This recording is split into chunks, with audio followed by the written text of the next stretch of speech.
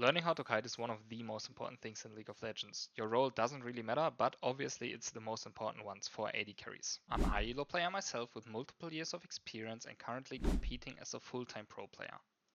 So the first option that you have when kiting is actually pressing right click. So you can right click someone and just click like this, right? What you need to do then is you always need to flick with your mouse towards the enemy and then do another input command. So you right click the enemy and then you would need to click like this, right? The downside of this is that you need to always click here and then flick your mouse to the left. So it's super hard to move like this on high attack speed. What can also happen is that you don't hit the target because you miss it a bit. Like let's say I am like, clicking here, I want to move and then I misclick somehow and then I run into the enemy, which is really bad. So I would need to click super precise and that is super hard, right?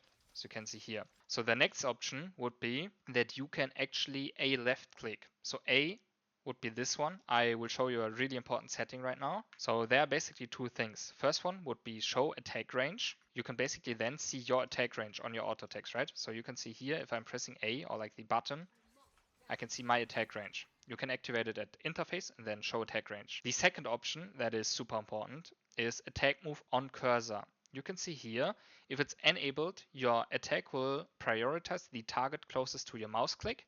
And if it's disabled, it will prioritize the targets closest to you. So if I would A and left click right now, it would prioritize the target closest to me when it's disabled.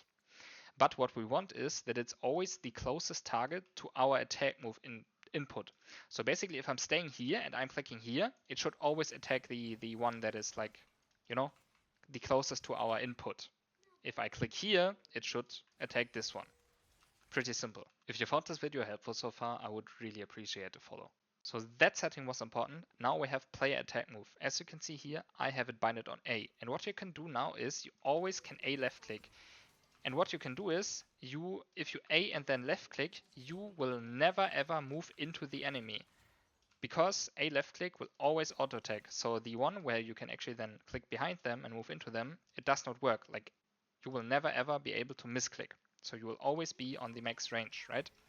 What you still need to do is right click. So what you can do now is A left click into right click. As you can see here, I'm A left clicking, right clicking. A left clicking, right clicking. And this is how I move forward. And I don't need to flick my mouse. And as you can see here, it's way easier. I'm right clicking and then A left click. And I can move like this and kite like pretty precise, right? Can also like do it here, and then flick my mouse a bit, right? This will need some practice though, but it's pretty easy to do, honestly. It's just right click, A, left click.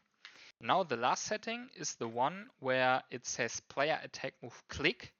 Basically, what it does is it moves away the left click that you needed to do before.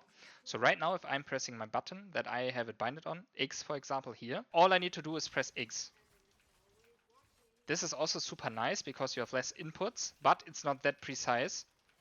But as you can see here, it's also super easy to kite. All I need to do is press that one button one time. Right? And that makes it obviously super easy to kite targets. So TLDR is, I would advise you to either use the one where you are actually not having the attack range and no left click input, but I personally use the one where I'm left clicking because I always see the attack range and I think it's really beneficial. So now we kind of have two options that I would advise you to do. It's either the one where you A and left click and you kite like this because you also have the attack range and you have the input on the left click, but it's still super easy to do. Or the one where you don't have any range, but you can just press the button and then it insta moves. What you can also do is make two different keybinds, and then sometimes you can use the one where I have it binded on A now, and sometimes maybe it can be beneficial to use the one where I binded it on X. For example, here the player attack move click. That's it. I hope you enjoyed the video. Feel free to check out my socials and have a nice day. Bye bye.